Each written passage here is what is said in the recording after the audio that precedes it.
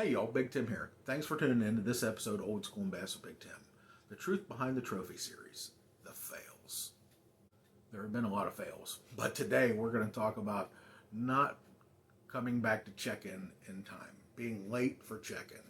And it's happened more times than I want to confess, and for a few different reasons. Sometimes it's miscalculation. Sometimes it's not knowing exactly what time you're supposed to check in. And sometimes it's the old famous one more cast. We're going to start with that one. We were fishing a team tournament one time on Lake Barkley. And it was just a club tournament. And our old friend Bubba and I were fishing together. And in this club that we were fishing, used to be that you were late if you were not in view when the horn went off. They had a horn that they would blow. Well, we were fishing, if you're familiar with Lake Barkley, there's the riprap of the causeway real close to the ramp right there. So we were fishing down there and just caught a really nice fish. I can't remember. I think Bubba caught one that was like 3 pounds. I don't remember exactly who caught it, but I do remember it was a big fish. And pretty sure it was Bubba, though. And man, here, I know we're on time. I always used to wear a regular wristwatch. And I'm like, come on, Bubba, we got time for one more cast. And we'd make that one more cast. Come on, we got time for one more cast. And that kept going and kept going. And I finally put the rods down. I said, okay, let's go. And we were on our way back, and we just started the big motor, and the horn went off. Now, most of the club could see us that we were back there and fishing. But I'll admit, that is a pretty good distance. But we definitely weren't fishing when the horn went off. But we weren't within a circle, certain perimeter, and that disqualified us. Now, granted, we didn't have much fish to win. We were actually just having a good time.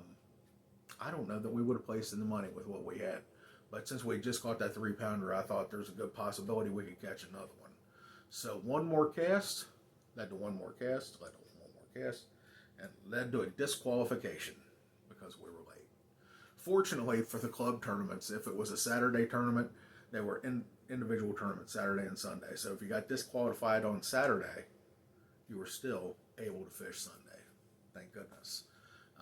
But, like I said, it was just for us having a good time. So not a big deal. We laughed about it. We still laugh about it. One more cast, It's happened a lot. There was another club tournament that my dad and I were fishing together down at Patoka Lake in Indiana. It was a night tournament, and our club would have, generally 2 night tournaments a year, and I didn't really care for them. And the ones I did fish, I generally tried to fish with Dad. That way, if something happened, we were both there and able to handle it. And Dad and I had fished all night and didn't really do well. And as soon as the sun started coming up in the morning, we laid a whaling on them. We started catching fish after fish after fish. And we probably caught 3 limits in like half hour, 45 minutes, maybe an hour. And really had a pretty solid little bag. And was thinking, man, we might have this tournament won. When we get back, we're headed back to the ramp, and we're not seeing anybody, and it's all strange. And thinking, where is everybody? Got up in a parking lot. Nobody's in the parking lot. I told Dad, I said, they must all not caught it, hanging, decided to go home. Well, come to find out, here we thought the weigh-in was 8 a.m. It was actually at 7 a.m., which is odd because most of our weigh-ins would be, or tournament times would start at 8 p.m. and then end at 8 a.m. Almost every one of them that we've ever done.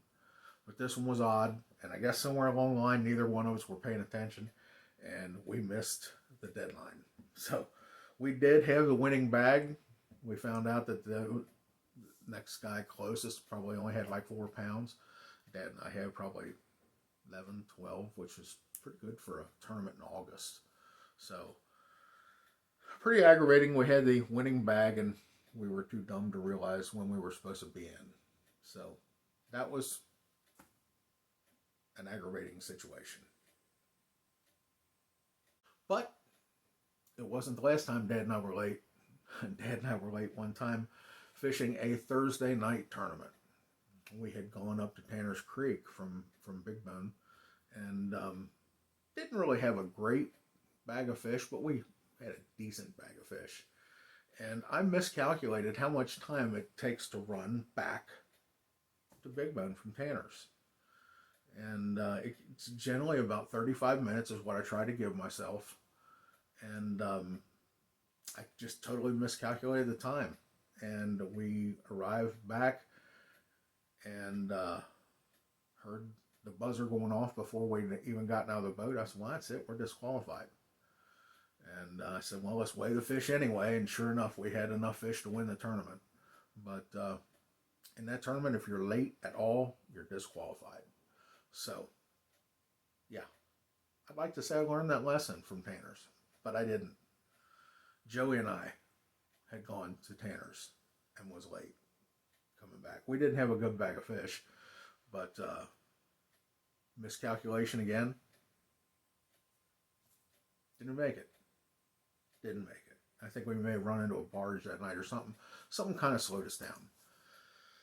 And then we were late again. We actually had a really nice bag of fish that we went up in one of the other creeks. And we had fished the entire creek. And coming back, I didn't spare anything. You know, there's a lot of places that I would idle through because of stumps and things like that, stick-ups. But this time I didn't. I ran through them because I knew we were pushing time. And this particular time we were so close that Joey was putting one foot on the dock. No, actually, I'm wrong about that. We cut it so close that Joey was putting one foot on the ground from the dock. He'd already been out of the boat. He was on the dock, putting one foot on the ground when the buzzer went off. But when the buzzer goes off, it's too late. If your chip isn't on the board, you're disqualified. And we were disqualified. And we actually had, again, enough fish to win the tournament. But a good friend of ours won it, so we didn't feel too awful bad. So I have a hard time with time. And like I said, I always used to wear a wristwatch. And I actually started believing that maybe the wristwatch was giving me problems with my arthritis in my hands. And I'd be amazed to tell you that, sure enough, I stopped wearing the wristwatch and the arthritis in my hands has definitely decreased. Don't get me wrong, I still have episodes with it. It flares up from time to time due to overuse and stuff, but back when I was wearing the watch, it was aggravating me a lot. And I stopped wearing a watch and I don't have near as much problems with my wrists anymore. So, I don't know. Are we going to be late more for tournaments? I hope not. I've hoped we've learned those lessons. But I'm kind of hard-headed. I like to push the envelope, and, you know, they say if you're not pushing the envelope, you're not trying. So, now one thing about that, I try to push the envelope, but you'll not see me, like on Thursday night, a lot of these guys will push the envelope and then they come screaming in the idle zone, half plane, and throwing out a giant wake. You won't catch me doing that. You'll generally find if I'm coming in, even if I'm late, I'm still going to have that idle zone observed and not trying to lay a wake. That sounds funny. Not trying to make a wake. Let's put it that way. So, still got to stay by the rules, even though you're breaking the late rule. Anyway, so that's our fail for this week. Thanks for tuning in, and hopefully when you go to fish at tournaments, you're much more aware of the time than I am. And don't try the one more cast thing. So, thanks for tuning in. We'll see you next week.